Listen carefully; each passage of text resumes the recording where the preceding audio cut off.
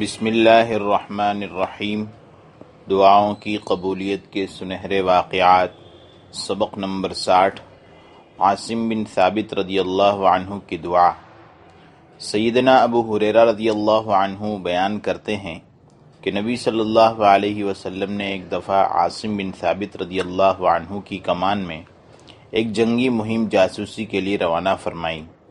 یہ لوگ آگے بڑھتے رہے، عسفان اور مکہ کے درمیان پہنچے تو قبیلہ حذیل کے ذیلی شاخ بنو لحیان کے لوگوں کو ان کی خبر ہو گئی۔ بنو لحیان کے 100 تیر انداز مسلمانوں کے پیچھے ہو لیے۔ راستے میں ایک جگہ پڑاؤ کیا تو کیا دیکھتے ہیں کہ کھجور کی گٹھلیاں پڑی ہیں۔ مسلمان مدینہ سے یہ کھجوریں توشے کے طور پر لائے تھے۔ انہوں نے گٹھلیاں اٹھا کر دیکھی تو کہا کہ یہ تو یثرب کی کھجور ہے۔ اب کہ وہ زیادہ گرم جوشی سے مسلمانوں کے پیچھے ہو لیے، آخر بنو لحیان کے تیر اندازوں نے مسلمانوں کو پا لیا۔ عاصم بن ثابت رضی اللہ عنہ اور ان کے ساتھیوں نے بہت سے تیر اندازوں کو آتے دیکھا تو ایک بلند اور وسیع و عریض ٹیلے پر چڑھ بیٹھے۔ بنو لحیان کے لوگ آئے اور ٹیلے کو چاروں طرف سے گھیر لیا۔ انہوں نے مسلمانوں کو آواز دی، دیکھو، اگر تم لوگ نیچے اتر آؤ تو ہم تمہیں امان دیتے ہیں۔ عاصم رضی اللہ عنہ نے کہا میں تو کافر کی امان میں نہیں جاؤں گا۔ پھر انہوں نے اپنے مولا سے ایک دعا مانگی، اللہم اخبر عنا نبیک، یا اللہ اپنے نبی کو ہماری خبر کر دے۔ چنانچہ اللہ تعالیٰ نے جبریل امین کے ذریعے اپنے نبی کو اطلاع کر دی۔ عاصم بن ثابت رضی اللہ عنہ کے انکار پر بنو لحیان کے تیر اندازوں نے تیر برسانے شروع کر دیے۔ عاصم بن ثابت رضی اللہ عنہ سمیت 7 مجاہدین شہادت سے سرفراز ہو گئے۔ صرف 3 زندہ بچے، خبیب، زید اور ایک اور آدمی۔ کافروں نے انہیں بھی امان دی تو وہ ان کے جھانسے میں آ گئے اور ٹیلے سے اتر آئے۔ 2-3 کمانوں کی تات اتاری گئی اور تینوں کی مشکیں باندھ دی گئی۔ تیسرے مجاہد نے کہا، لیجئے، بدعہدی کی شروعات ہو گئی۔ اس نے ان کے ساتھ جانے سے انکار کر دیا۔ کافروں نے انہیں بہت گھسیٹا، کھینچا تانی ہوئی، لیکن وہ ٹس سے مس نہ ہوئے۔ آخر انہوں نے اسے بھی شہید کر دیا اور خبیب و زید کو لے کر چل دیے۔ مکہ پہنچ کر انہوں نے خبیب اور زید کو بیچ دیا۔ خبیب رضی اللہ عنہ کو تو حارث بن عامر بن نوفل کے بیٹوں نے خرید لیا۔ اصل میں بدر کے روز خبیب رضی اللہ عنہ نے ان کے باپ حارث بن عامر بن نوفل کو موت کے گھاٹ اتارا تھا۔ خبیب رضی اللہ عنہ چند روز ان کی قید میں رہے۔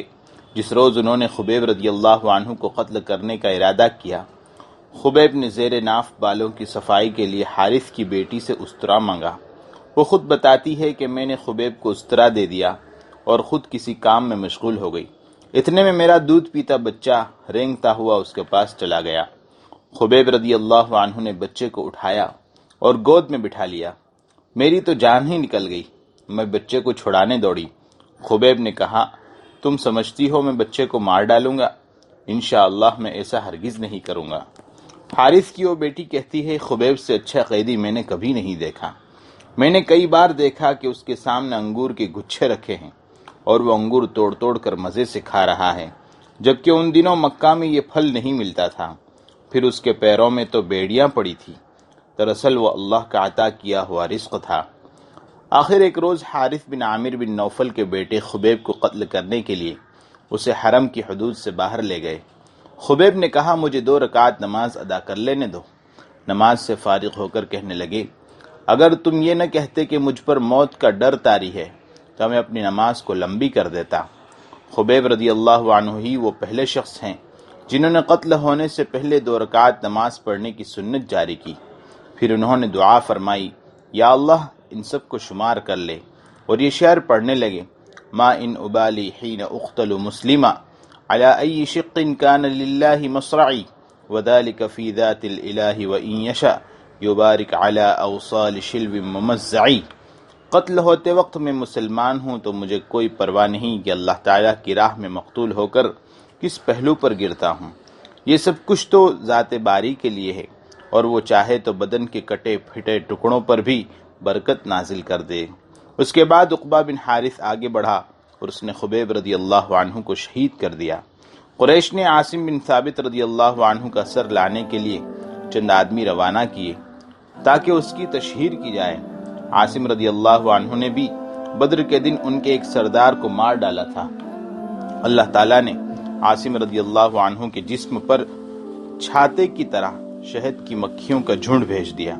کفار قریش ان کے جسم کے قریب بھی نہ جا سکے۔